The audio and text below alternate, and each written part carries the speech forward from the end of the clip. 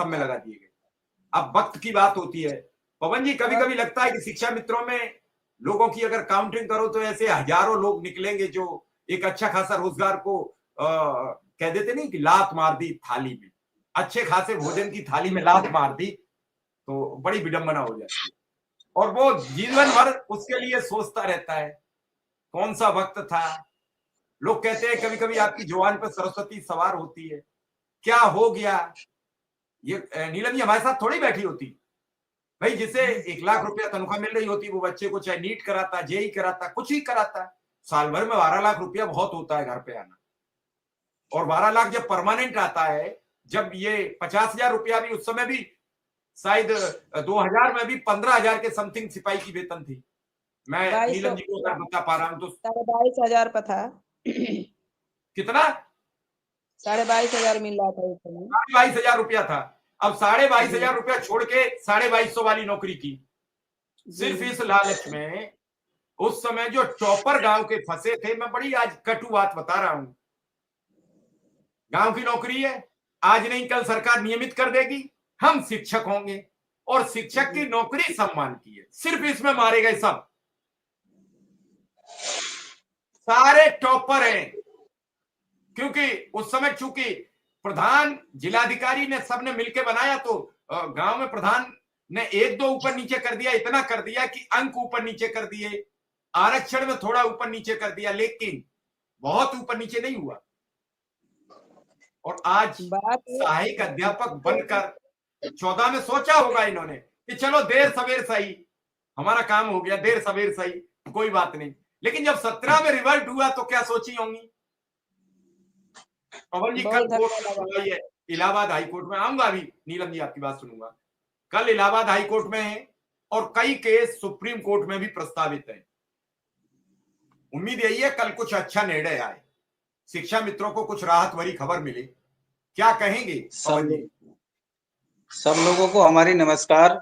सारे दर्शकगण जितने भी हमारे साथी देख रहे हैं और आप लोगों को सबको हमारा नमस्कार।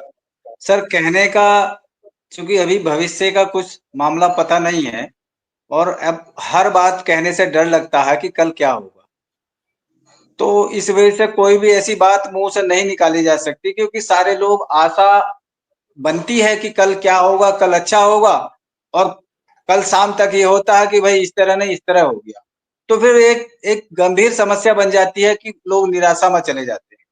तो अभी हमको समय है, नियमित चल रहे हैं, वेट एंड वॉच की स्थिति में है कि जो भी होगा देखा जाएगा। अब स्थिति में आ गए, जो भी होगा देखा जाएगा। हर स्तर से जो लोग अच्छे समझदार लोग हैं वो अपने अपने तरह से प्रयास कर रहे हैं, चाहे वो राज्य सरकार से प्रयास कर रहे हो, चाहे वो सचिवालय से प्रयास कर रहे हो, और चाहे वो न्यायालय से प्रयास कर रहे हो। तो ऐसा नहीं है कि शिक्षा मित्र में भी बहुत अच्छे अच्छे लोग हैं, सार्थक प्रयास भी कर रहे हैं, लेकिन जब तक कोई अच्छा परिणाम नहीं आए, जब तक कोई अच्छा परिणाम नहीं आए,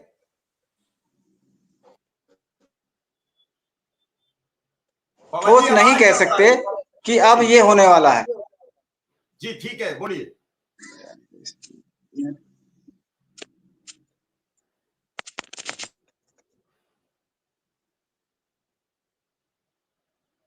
पवन जी से शायद कुछ तकनीकी फोन चलते हैं, जब बात करते समय तो वो डिस्टरबेंस आ जाता है। बात यही है कि एक अकेली नीलम गौर जी नहीं है, ऐसे और भी बहुत अनुदेशक और शिक्षा मित्र जैसे विक्रम सिंह कभी कभी अपना बयां करते हैं। उस दौर में ही विक्रम सिंह एक अच्छी सैलरी पा रहे थे, एक अच्छे संस्थान में थे, था प्राइवेट लेकिन अच्छा संस्थान था। आज उसमें अगर रहे होते तो आज विक्रम सिंह भी 50,000 से ज्यादा सैलरी पा रहे होते।